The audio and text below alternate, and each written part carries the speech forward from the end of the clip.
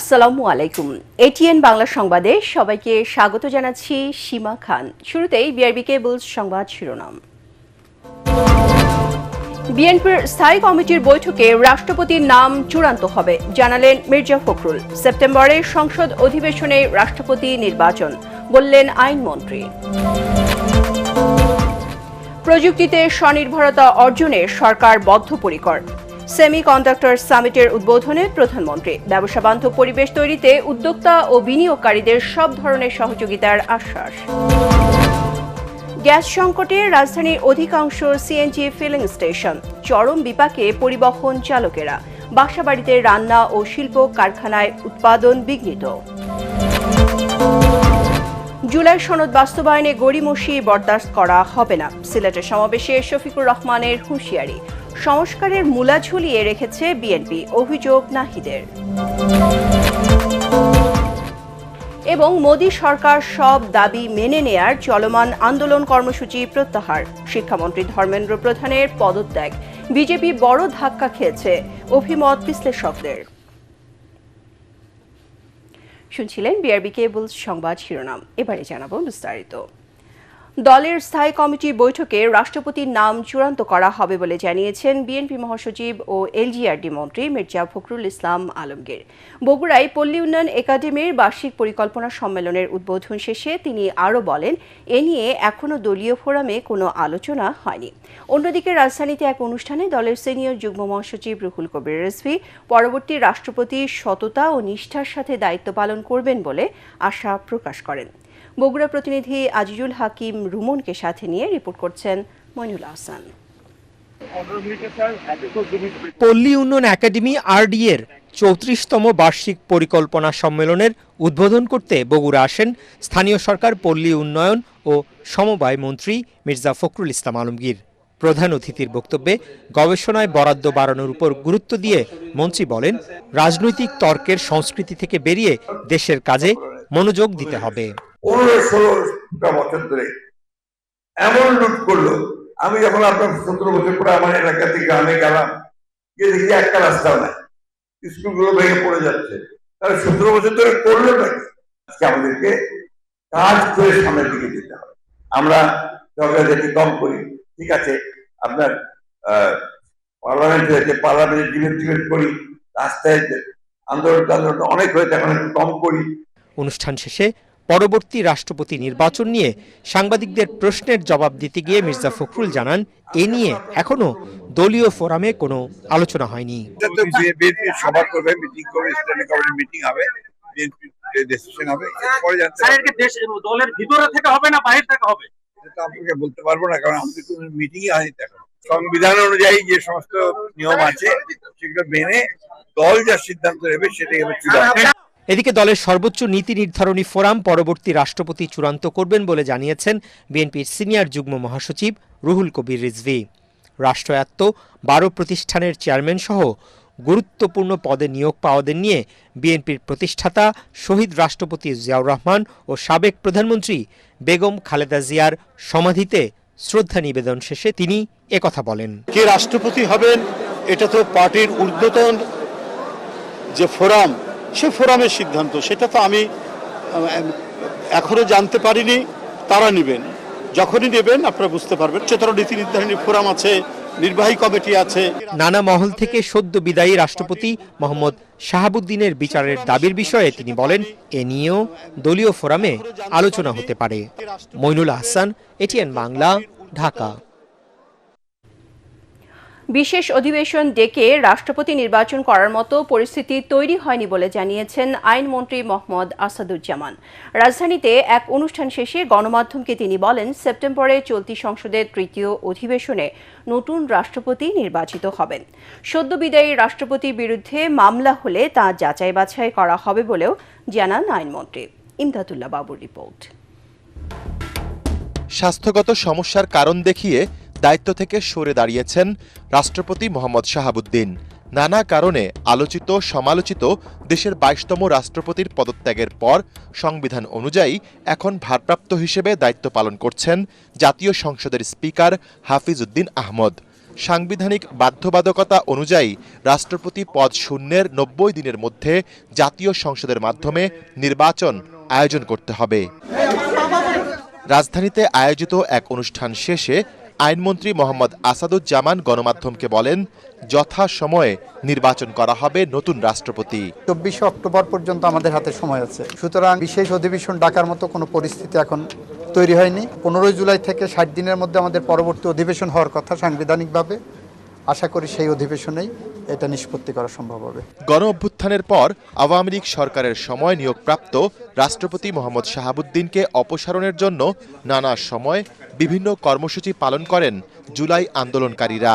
এ অবস্থায় সদ্য বিদায়ী রাষ্ট্রপতির বিরুদ্ধে মামলা প্রসঙ্গে আইনমন্ত্রী বলেন, মামলা হলে তা খতিয়ে দেখা হবে। এইটা যারা করেছেন কি উদ্দেশ্যে করেছেন, তাদের উদ্দেশ্য কি, সৎ উদ্দেশ্য না অসৎ উদ্দেশ্য, এগুলো দেখি। আইন যখন ব্যাখ্যার প্রয়োজন আসবে তখন ব্যাখ্যা দেওয়া যাবে। This is too early to make any comment. এর আগে মানবাধিকার সংগঠন অধিকারের সেমিনারে আইনমন্ত্রী বলেন, বর্তমান সরকারের ৫ মাসে বিচার বহির্ভূত হত্যাকাণ্ড শূন্যে নেমে এসেছে।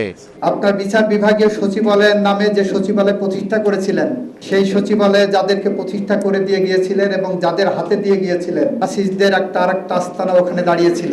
২০২৫ সেপ্টেম্বর থেকে ডিসেম্বরের মধ্যে প্রায় ১৪০০ নিম্ন আদালতের বিচারককে বদলি করা হয়েছিল। যারা মোমবাতি জেলে গণতন্ত্রকামী মানুষকে সাজা দিয়েছিল, তারাও কেউ কেউ প্রাইজ পোস্টিং পেয়েছিলেন। আমরা যখন সেইগুলো ঠিক করতে গেছি, সেখান থেকে ৭০% আমাদেরকে অনুমোদন দেওয়া হয়নি সুপ্রিম কোর্ট থেকে।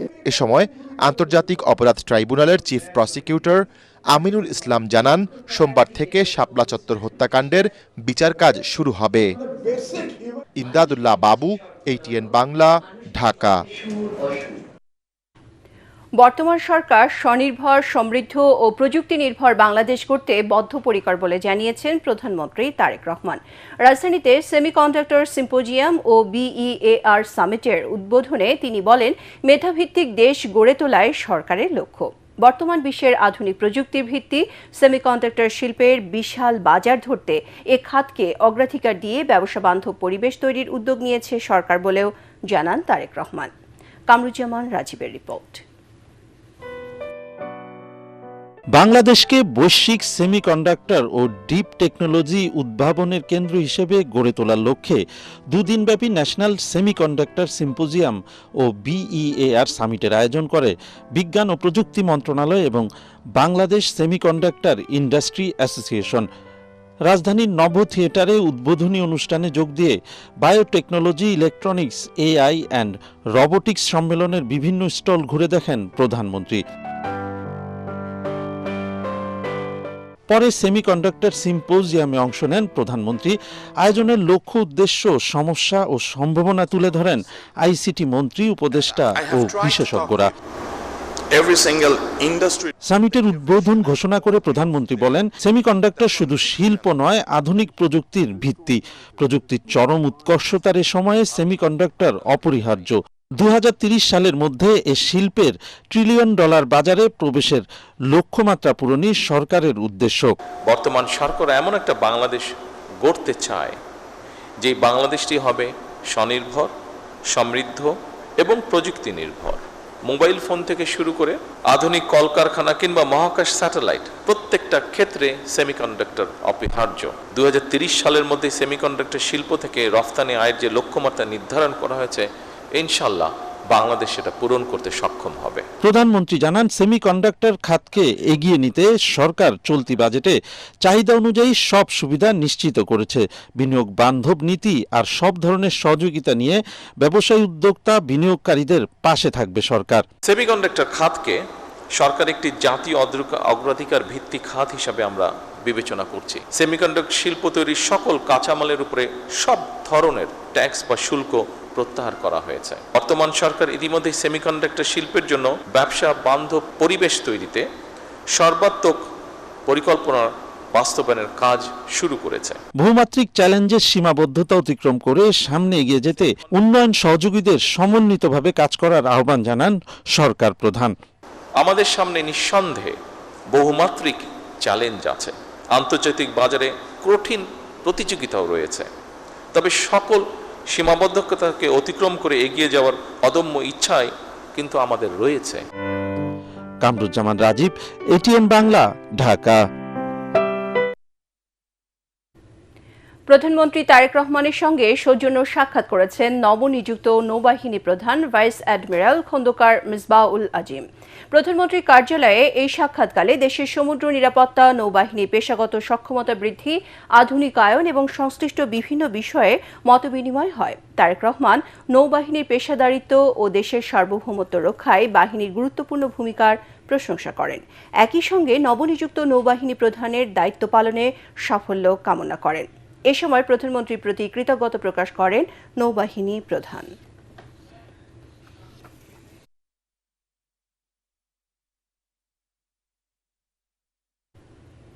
গ্যাস সংকটের রাজধানীর অধিকাংশ সিএনজি ফিলিং স্টেশন। দীর্ঘ সময় লাইনে অপেক্ষার পরও মিলছে না গ্যাস। চরম বিপাকে গ্যাস নির্ভর পরিবহনের চালকরা। একই অবস্থা বাসাবাড়ি ও শিল্প কারখানাগুলোতে। চাহিদা মতো গ্যাস না পাওয়ায় ব্যাহত হচ্ছে শিল্প কারখানার উৎপাদন। এদিকে ক্ষতিগ্রস্ত ভাসমান টার্মিনাল মেরামতের কাজ চলছে বলে জানিয়েছে জ্বালানি বিভাগ। তরিক ইসলামের রিপোর্ট। এটি রাজধানীর তেজগাঁয়ের সিএনজি ফিলিং স্টেশনের চিত্র, যেখানে গ্যাসের জন্য ঘন্টার পর ঘন্টা অপেক্ষায় থাকতে দেখা যায় সিএনজি চালিত যানবাহনের চালকদের। দীর্ঘ সময় অপেক্ষার পরও চাহিদা মতো গ্যাস না পাওয়ায় ক্ষোভ জানান চালকরা। এই যে লাইন ধরছে 1 ঘন্টা, মুখে আইসি কি নাই, গ্যাস নাই, এখন কোথায় যাবে গাড়ি? না ধাক্কার উপায় আছে কোনো? যেটা সরকার দেখতে হবে না, বাড়াইলে কালকে বাড়ায় ভালো, আমরা কষ্ট সহ্য করতে রাজি নেই। আমরা যে পাম্পে যাই সেই পাম্পে মানে গ্যাস নাই। 4 ঘন্টা 5 ঘন্টা এই যে লাইনে দাঁড়াই রয়েছে। এদিকে বাসাবাড়িতে গ্যাস না থাকার প্রভাব পড়েছে মানুষের দৈনন্দিন জীবনে। গ্যাস সংকটে বাধ্য হয়েই বিকল্প উপায়ে চলছে রান্না। গ্যাস সংকটে ব্যাহত হচ্ছে শিল্প কারখানার উৎপাদন, যেখানে দীর্ঘমেয়াদে ক্ষতির মুখে পড়ার কথা জানান ব্যবসায়ীরা। খুব সংকীর্ণ অবস্থা, লোকজন বসে আছে, কর্মচারীদের বসায় বসায় টাকা দেওয়া হচ্ছে, কোনো প্রোডাকশন নাই। যে প্রোডাকশন হচ্ছে এটা দিয়ে পুরো মিলকে কভারেজ দেওয়া যাচ্ছে না। একটা সেকশন চালাই, একটা বন্ধ রাখি, একটা চালাই, একটা বন্ধ রাখি। গত 21 তারিখে মহেশখালীর ভাসমান টার্মিনালে অগ্নিকাণ্ডের কারণে ব্যাহত হচ্ছে গ্যাসের সরবরাহ, যা মেরামতে বিদেশ থেকে আগত বিশেষজ্ঞরা কাজ করছে বলে জানিয়েছে জ্বালানি বিভাগ। তরিক ইসলাম, এটিএন বাংলা, ঢাকা। দেশ থেকে চিরতরে ফ্যাসিবাদ, চাঁদাবাজি ও দুর্নীতি বিদায় না করা পর্যন্ত আন্দোলন চালিয়ে যাওয়ার ঘোষণা দিয়েছেন বিরোধী দলীয় নেতা ও জামাত ইসলামীর আমির ডাক্তার শফিকুর রহমান। সিলেট আলিয়া মাদ্রাসা মাঠে বিভাগীয় সমাবেশে তিনি একথা বলেন। গণভোটের রায় ও জুলাই সনদ বাস্তবায়নে কোনো গড়িমসি বরদাস্ত করা হবে না বলেও হুঁশিয়ারি দেন বিরোধী দলীয় নেতা। ওদিকে এনসিপির আহ্বায়ক নাহিদ ইসলাম বলেন, গত 16 বছর 31 দফা ও সংস্কারের মূলা ঝুলিয়ে জাতির সাথে প্রতারণা করছে বিএনপি। তপন কুমার সাহার ক্যামেরায় আরও জানাচ্ছেন খায়রুল ইসলাম। গণভোটের রায় বাস্তবায়ন ও জুলাই গণহত্যায় জড়িত ফ্যাসিস্ট শেখ হাসিনা এবং তার দোসরদের বিচারসহ বেশ কয়েকটি দাবিতে সিলেটের আলিয়া মাদ্রাসা মাঠে বিভাগীয় সমাবেশ করে 11 দলীয় ঐক্য। এতে অংশ নেন সিলেটের বেশ কয়েকটি জেলার বিপুল সংখ্যক কর্মী সমর্থক। প্রখর রোদ উপেক্ষা করে ঘণ্টার পর ঘণ্টা তারা শোনেন শীর্ষ নেতাদের বক্তব্য। এ সময় 11 দলের শীর্ষ নেতৃবৃন্দ বলেন, সরকারের ঘাড়ে আওয়ামী লীগের ভূত ভর করেছে, তাই তারা গণভোটকে অস্বীকার করছে। আপনি দালালদের কথা না শুনে নিজের বিবেক দিয়ে যে সংস্কারের কথাগুলি জনগণ বলছে, এই সংস্কারগুলি করেন। বিরোধী দলীয় চিফ হুইপ নাহিদ ইসলাম বলেন, সরকার সব জায়গায় যেভাবে দলীয়করণ করছে তাতে স্থানীয় নির্বাচন সুষ্ঠু হবে না। দেশ থেকে দেশে তরুণরা জেগে উঠছে, রাজপথে অন্যায় বৈষম্য বিরুদ্ধে কথা বলছে। এটা জুলাই বিপ্লবের ধারাবাহিকতা। বিরোধী দলীয় নেতা ও জামায়াত ইসলামীর আমির ডাক্তার শফিকুর রহমান বলেন, সরকার ফ্যাসিবাদের পথে হেঁটে দুর্নীতিকে জাতীয়করণ করার চেষ্টা করছে।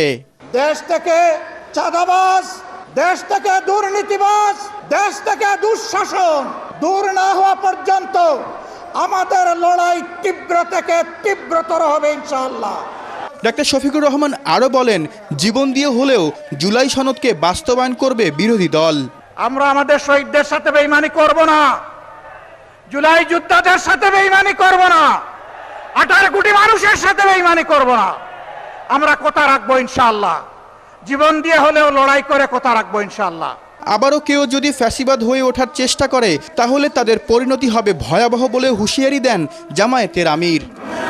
সিলেট দিয়ে শেষ হলো ঢাকার বাইরে গণভোটের রায় ও জুলাই সনদ বাস্তবায়নের দাবিতে 11 দলীয় ঐক্যের বিভাগীয় সমাবেশ। এ সময় আরও একটি অনিবার্য বিপ্লবের জন্য সকলকে প্রস্তুতি নেওয়ার আহ্বান জানান বক্তারা। বলেন, শরীরের শেষ রক্তবিন্দু দিয়ে হলেও রক্ষা করা হবে জুলাইকে। খায়রুল ইসলাম, এটিএন বাংলা, সিলেট।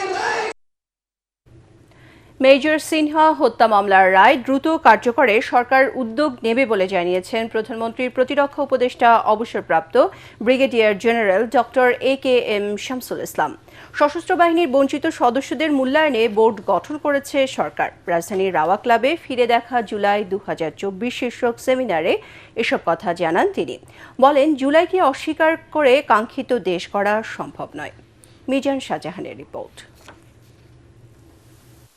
ফিরে দেখা জুলাই 2024 প্রামাণ্যচিত্র প্রদর্শনের পাশাপাশি জুলাই যোদ্ধা ও আহত শহীদ পরিবারের সদস্যরা তুলে ধরেন সেই সময়ের নানা স্মৃতি।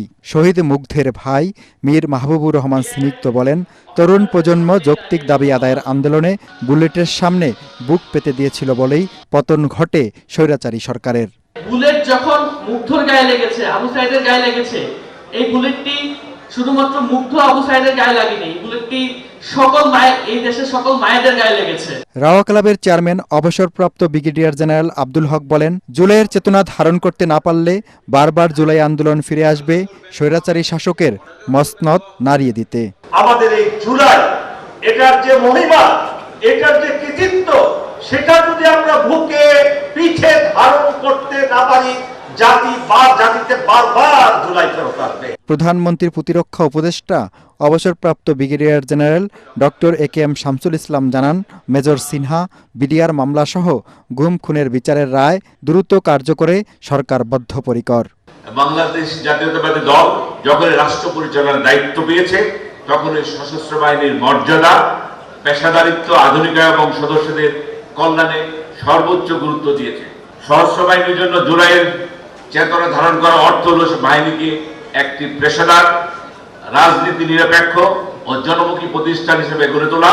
কোনো রাজনৈতিক দল জুলাইকে নিজেদের সম্পত্তি হিসাবে কুক্ষিগত করার হীন উদ্দেশ্যে নানা ধরনের বয়ান তৈরি করছে বলে ক্ষোভ জানান বক্তারা। মিজান শাহজাহান, এটিএন বাংলা, ঢাকা।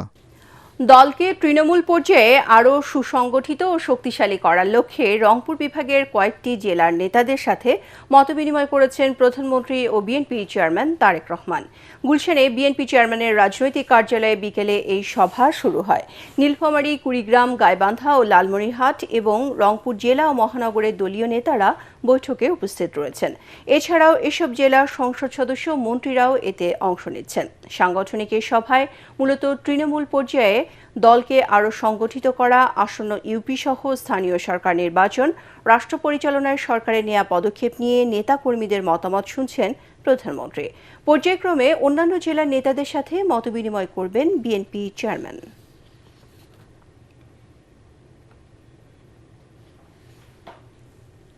শিক্ষার্থীদের মেধা ও উদ্ভাবনী ক্ষমতার বিকাশে শিক্ষা প্রতিষ্ঠান ও শিক্ষকদের আরও কার্যকর ভূমিকা রাখার তাগিদ দিয়েছেন প্রাথমিক ও গণশিক্ষা প্রতিমন্ত্রী ববি হাজ্জাজ।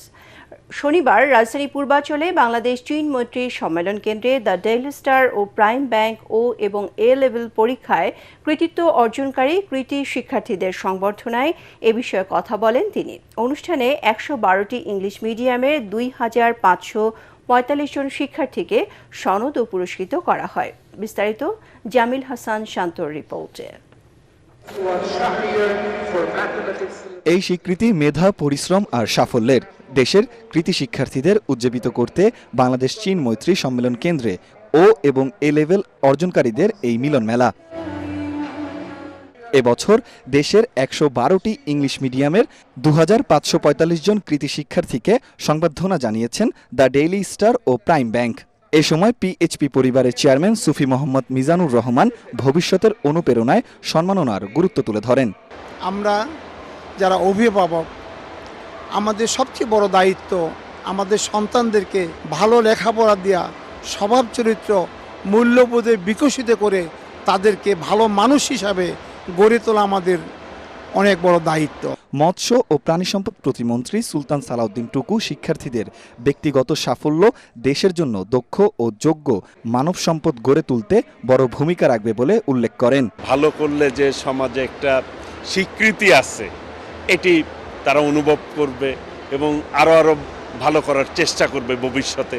আমাদের যে বিল্ডার্স আছে এই নেশনে তাদেরকে সেলুট করতে আসছি এবং তারাই হচ্ছে আমাদের ফিউচার। প্রাথমিক ও গণশিক্ষা প্রতিমন্ত্রী ববি হাজ্জাজ বলেন, শিক্ষার্থীদের প্রতিভা বিকাশে উদ্ভাবনী চিন্তা ও দক্ষতা অর্জনে গুরুত্ব দিচ্ছে সরকার। আমার স্কুলের প্রিন্সিপাল, টিচার্স, অ্যাডমিনিস্ট্রেটর যারা আজকে উপস্থিত আছেন, আপনারা আপনাদের স্কুলে যদি এই ধরনের প্রোগ্রাম শুরু করেন, গণপ্রজাতন্ত্রী বাংলাদেশ সরকার আপনাদের সকল সহযোগিতায় আপনাদের পাশে থাকবে ইনশাআল্লাহ।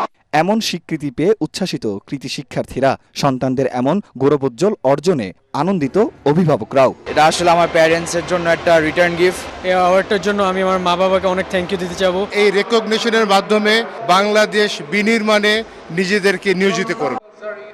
জামিল হাসান শান্ত, এটিএন বাংলা, ঢাকা। স্থানীয় সরকার নির্বাচন না দিয়ে দলীয় ব্যক্তিদের বসিয়ে দলীয়ভাবে দেশ পরিচালনার ব্যবস্থা করেছে বিএনপি, এমন অভিযোগ করেছেন এনসিপি সদস্য সচিব ও সংসদ সদস্য আক্তার হোসেন।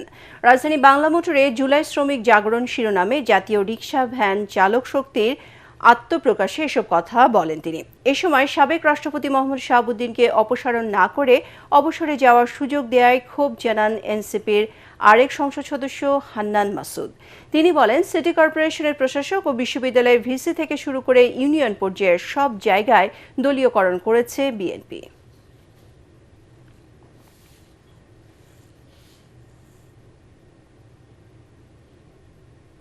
সুন্দর নগরী গড়তে সবাইকে নিয়ে পরিকল্পনা ও তা বাস্তবায়নের পরামর্শ দিয়েছেন বাংলাদেশ পরিবেশ আন্দোলন বাপার সহসভাপতি ও মানবাধিকার কর্মী খুশি কবির।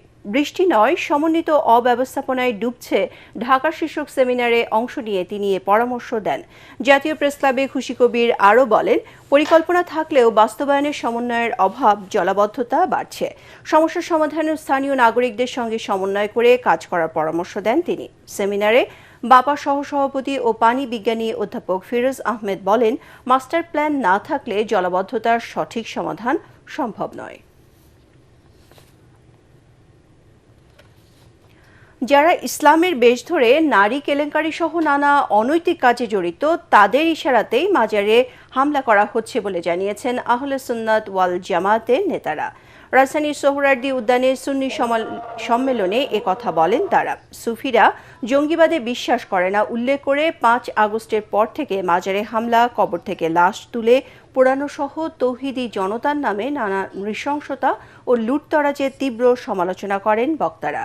এ সময় সংস্থাটির যুগ্ম মহাসচিব বলেন, মাজারকে কেন্দ্র করে মাদক, জুয়া, অন-ইসলামিক কাজ করছে একটি কুচক্রী মহল। তাদের রুখে দিতে মাজার মনিটরিং টিম গঠন করার আহ্বান জানান তিনি। লাশ তুলে পুড়িয়ে দেওয়ার, জ্বালিয়ে দেওয়ার এইরকম কোন উদাহরণ জাহিলি যুগের মতো ছিল না। যারা তাওহীদি জনতার স্লোগান নিয়ে এই ন্যাক্কারজনক কাজ করেছে, তারা অন্য যা কিছু হোক মুসলমান পরিচয় দিতে পারে না। আমরা সরকারের কাছে দাবি জানাই, আহ্বান জানাই, সেই ক্যামেরার অনলাইন ফুটেজগুলো দিয়ে অবিলম্বে মাজারে আক্রমণকারী যারা সেই চিহ্নিত গোষ্ঠীকে আইনের আওতায় এনে তাদের শাস্তির ব্যবস্থা করা হোক। আমরা নিশ্চয়তা দিতে পারি আগামী বাংলাদেশ নিরাপদ হয়ে যাবে। এবারে অর্থ সংবাদ।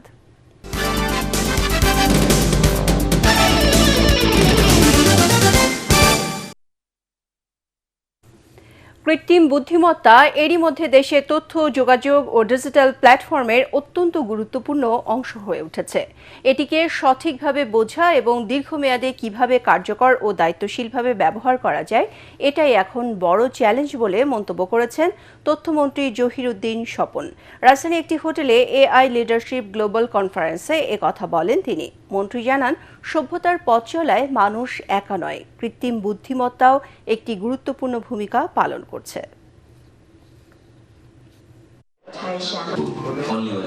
আমাদের দেশের শিক্ষা ব্যবস্থা, আমাদের দেশের তথ্য ব্যবস্থাপনা, আমাদের দেশের বিজ্ঞান, আমাদের দেশের গবেষণা, সব ক্ষেত্রেই কৃত্রিম বুদ্ধিমত্তাকে আমরা যাতে বন্ধু হিসাবে পাই, কারণ কৃত্রিম বুদ্ধিমত্তাকে বন্ধু হিসাবে পাওয়া এবং ধরে রাখাটাই কিন্তু এখন সবচেয়ে বড় চ্যালেঞ্জ। এবারে আন্তর্জাতিক সংবাদ।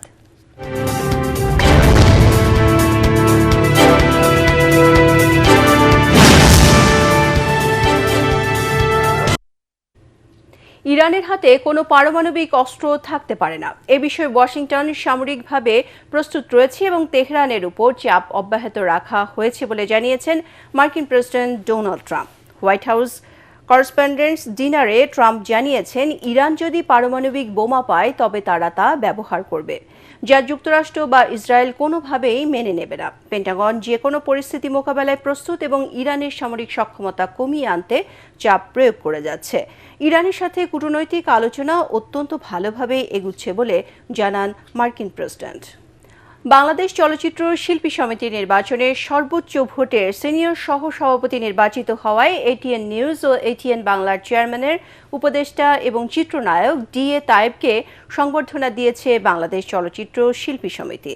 এ উপলক্ষে মুন্সিগঞ্জের সিরাজদি খানে দিনব্যাপী বনভোজন ও গণসংবর্ধনার আয়োজন করা হয়।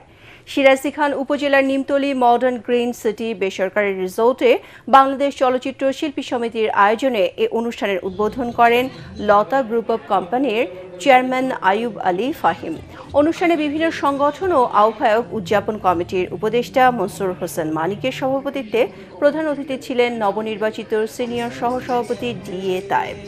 বিশেষ অতিথি ছিলেন প্রডিউসার, গবেষক ও লেখক মাহবুবা শাহরিন এবং বিশিষ্ট ব্যবসায়ী আহমেদ আল জামান।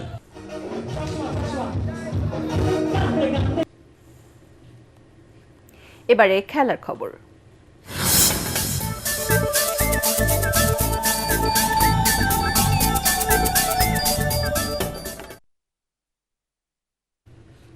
বর্ণাঢ্য আয়োজনে দক্ষিণ এশিয়ার বিশ্বকাপ খ্যাত সাব চ্যাম্পিয়নশিপের লোগো উন্মোচন অনুষ্ঠান হয়ে গেল আজ।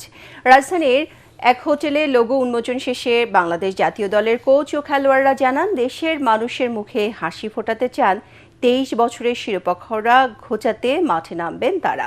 আরও জানাচ্ছেন পরাগ আরমান। দক্ষিণ এশিয়ার সবচেয়ে বড় এবং মর্যাদাপূর্ণ ফুটবল আসর সাফ চ্যাম্পিয়নশিপ চতুর্থবারের মতো আয়োজন করতে যাচ্ছে বাংলাদেশ। আগামী 4 থেকে 17 নভেম্বর ঢাকায় হবে এই প্রতিযোগিতা। টুর্নামেন্টের title sponsor mobile brand Tecno. প্রতিযোগিতাকে সামনে রেখে রাজধানীর এক হোটেলে জমকালো আয়োজন হয়ে গেল লোগো উন্মোচন। এ সময় সাফ সাধারণ সম্পাদক পুরুষোত্তম কাট্টেল জানান, সাফ চ্যাম্পিয়নশিপের মাধ্যমে প্রতিবেশী দেশগুলো একটি ভালোবাসার মঞ্চে একত্রিত হয়। আমরা এমন একটি টুর্নামেন্ট উপহার দিতে চাই যা এই অঞ্চলের কোটি কোটি দর্শককে অনুপ্রাণিত করবে, দক্ষিণ এশিয়ায় ফুটবল প্রেমীদের জন্য স্মরণীয় অভিজ্ঞতা হয়ে থাকবে। স্পন্সর প্রতিষ্ঠান টেকনোর পক্ষে আই স্মার্ট ইউ টেকনোলজির সিইও রেজওয়ানুল হক জানান, দেশের ফুটবলের বৈশ্বিক যাত্রায় টেকনো গুরুত্বপূর্ণ অংশে পরিণত হয়েছে। এমন একটি টুর্নামেন্ট আয়োজনের প্রত্যাশা করি যা বন্ধুত্ব ও আঞ্চলিক ঐক্যের এক অনন্য উদাহরণ হয়ে থাকবে। এদিকে বাংলাদেশ জাতীয় দলের ফুটবলাররা 23 বছরের শিরোপা খরা ঘোচাতে মরিয়া হয়ে আছেন। আমরা ওভার এক্সাইটেড হইতে চাই না বা ওভার কনফিডেন্ট হইতে চাই না, আমরা আমাদের নরমাল খেলা খেলতে চাই এবং আমরা আশা করছি আমরা এই সাব ইনশাল্লাহ আমরা বাংলাদেশের রাখতে পারি। 23 বছর আগে আমরা সাব জিতেছি, আসলে এটা আমাদের মনে হয় সবার মেন টার্গেট এবং আমরা আসলে এই সাবটা জিততে চাই। 2003 সালে সবশেষ সাব ফুটবলে চ্যাম্পিয়ন হয়েছিল বাংলাদেশ। এরপর 8টি টুর্নামেন্ট হয়ে গেলেও বাংলাদেশ শিরোপার স্পর্শ পায়নি। এবার নিজ দেশে আবারও শিরোপা জয়ের স্বপ্ন দেখছে লাল সবুজের দল। পরাগ আরমান, এটিএন বাংলা, ঢাকা। সংবাদ শেষ করার আগে বিআরবি কেবল শিরোনামগুলো আরও একবার। বিএনপির স্থায়ী কমিটির বৈঠকে রাষ্ট্রপতির নাম চূড়ান্ত হবে, জানালেন মির্জা ফখরুল। সেপ্টেম্বরের সংসদ অধিবেশনে রাষ্ট্রপতি নির্বাচন, বললেন আইনমন্ত্রী। প্রযুক্তিতে স্বনির্ভরতা অর্জনে সরকার বদ্ধপরিকর, সেমিকন্ডাক্টর সামিটের উদ্বোধনে প্রধানমন্ত্রী। ব্যবসা বান্ধব পরিবেশ তৈরিতে উদ্যোক্তা ও বিনিয়োগকারীদের সব ধরনের সহযোগিতার আশ্বাস। রাজধানীর অধিকাংশ সিএনজি ফিলিং স্টেশনে গ্যাস তীব্র সংকট, চরম ভোগান্তিতে পরিবহন চালকরা। শিল্প কারখানায় উৎপাদন ব্যাহত, জ্বলছে না বাসার চুলা। জুলাই সনদ বাস্তবায়নে গড়িমসি বরদাস্ত করা হবে না, সিলেটের সমাবেশে শফিকুর রহমানের হুঁশিয়ারি। সংস্কারে মূলা ঝুলিয়ে রেখেছে বিএনপি, অভিযোগ নাহিদের। এবং মোদী সরকার সব দাবি মেনে নেয়ার চলমান আন্দোলন কর্মসূচি প্রত্যাহার, শিক্ষামন্ত্রী ধর্মেন্দ্র প্রধানের পদত্যাগ। বিজিবি বড় ধাক্কা খেয়েছে, অভিমত বিশ্লেষকদের। পরবর্তী সংবাদ দেখার আমন্ত্রণ জানিয়ে এখনকার মতো শেষ করছি। ATN বাংলা সংবাদ ইউটিউবে দেখতে ব্রাউজ করুন youtube/ATN বাংলা নিউজ। ধন্যবাদ সবাইকে।